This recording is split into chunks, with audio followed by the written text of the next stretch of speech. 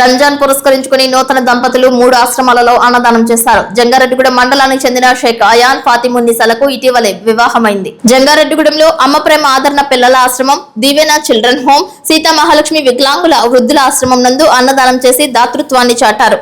అన్ని దానాల్లో అన్నదానం ఎంతో విశిష్టమైనదని, అందుకే త్యాగానికి, భక్తికి, జ్ఞానాన్ని చాటి చెప్పిన రంజాన్ మాసంలో ఈ అన్నదానం చేస్తున్నట్లు తెలిపారు.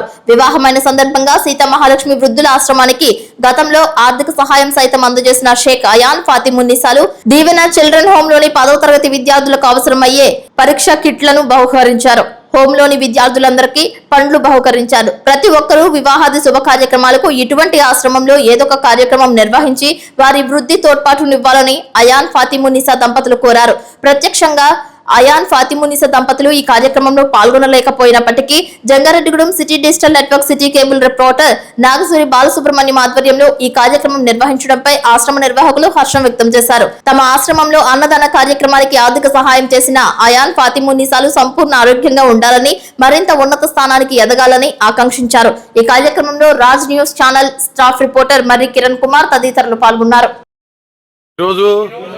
మన ఆశ్రమంలో అన్నదాన కార్యక్రమం ఏర్పాటు చేసిన దాతలు షేక్ అయాన్ గారు, షేక్ ఫాతిమా మునిషా గారు రంజాన్ సందర్భంగా ఈరోజు మన ఆశ్రమంలో ఉంటున్న దివ్యాంగులు, వృద్ధులు, అనాథలకు అన్నదాన కార్యక్రమం ఏర్పాటు చేశారు.